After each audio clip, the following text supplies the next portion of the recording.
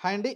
ఒక CM family, ధనిక ఫ్యామిలీకి సంబంధించి చంద్రబాబు నాయుడు గారైతే టాప్ పొజిషన్‌లో ఉన్నారంట. ₹931,00,00,000 వాళ్ళ దగ్గర ఉన్నాయంటండి. ప్రస్తుతానికైతే పేదరికంగా ఉన్న ఫ్యామిలీ ఏదైతే ఉందంటే మమతా బెనర్జీ 15,00,000 ఆమె దగ్గర ఉన్నాయంట. మరి 15,00,000 అంటే తెలిసిందే ఆమె పూరే. ఫస్ట్ నుంచి కూడా పూరే. కాకపోతే ఆమె ఒక నాయకురాలుగా గట్టిగా ఎదిగింది. కాంగ్రెస్ నుంచి బయటకొచ్చి తృణమూల్ కాంగ్రెస్‌కి ఎదిగి బయటకొచ్చింది. మనం ఇప్పుడు మాట్లాడుకోవాల్సింది చంద్రబాబు నాయుడు గురించి. 930,00,00,000 అయితే వాళ్ళ ఫ్యామిలీకి సంబంధించినవి ఉన్నాయంట. మరి ధనిక సీఎంలు ఆయనే నంబర్ 1 స్థానంలో ఉన్నారు. మరి నాకు తెలిసి మొన్నటిదాకా మనం అనుకున్నాం జగన్ అనుకున్నాం. మరి జగన్ ఫ్యామిలీ అన్ని కోట్లు వాళ్ళ దగ్గర లేవా? మరి ఏంటో తెలీదు గానీ, అంటే ప్రస్తుతం ఉన్న సీఎంలు అనుకుంటా. ప్రస్తుతం ఉన్న సీఎంలు అనుకుంటా. ఒకవేళ ఆయన సీఎం అయ్యుంటే ఆయన కూడా దానికి సేమ్ అయ్యుండేవాడేమో. ఆహ్, హ్మ్. చూద్దాం మరి. ప్రస్తుతానికైతే ఇదే సంచలనంగా మారింది. ఇప్పుడు వైసీపీ వాళ్ళు కూడా దీని గురించి మాట్లాడుతున్నారు. ఏమని మాట్లాడుతున్నారంటే పీ4 ఏదైతే ఉంది గదా! పేదవాళ్ళని ధనికులు చేసే వ్యవస్థ ఏదైతే ఉందో డబ్బున్న వాళ్ళు పేదవాళ్ళని ఆదుకోవాలని. ఈ పీ4 విధానంలో మీరు చూసుకుంటే ఇప్పుడు 931,00,00,000 ఉన్నాయి గదా! దాంట్లో కనీసం ఒక 400,00,00,000 ఇస్తే పేదవాళ్ళందరూ ధనికులవుతారనైతే మాట్లాడుతా ఉన్నారు.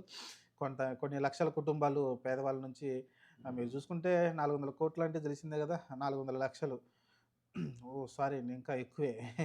ఇంకా ఎక్కువే. 4,000,00,000 4 లక్షలు అవుద్ది.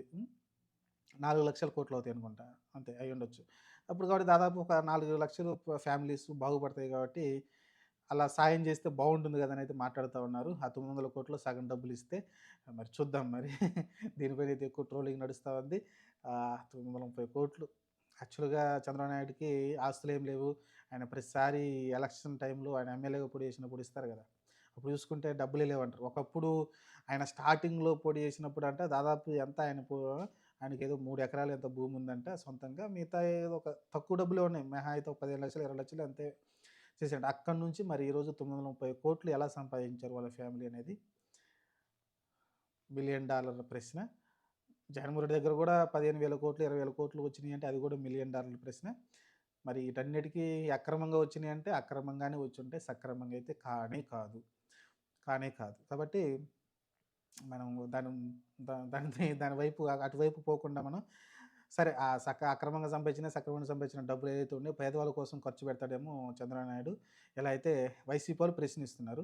నేనైతే ప్రశ్నించట్లేదు. ఎందుకంటే కష్టపడి సంపాదించిన డబ్బు ఎవడు ఊరకనే ఎవరికన్నా డబ్బు రూపాయి ఇవ్వాలన్నా గూడా మనసు రాదు.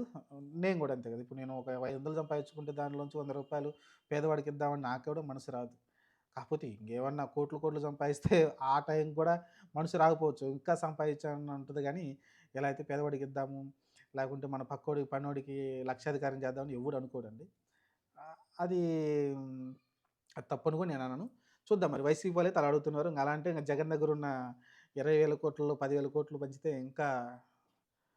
ఇంకా, ఇంకా పేదరికం నిర్మూలన జరిగిద్ది కాబట్టి చూద్దాం. ఇయన్నీ జరుగుతా ఉంటాయి. కాకపోతే ఇక్కడ మెయిన్ ఏందంటే ఏదైతే ఒక నివేదిక వచ్చిందో, ఆ నివేదిక గురించి మనం మాట్లాడుకుంటున్నాం.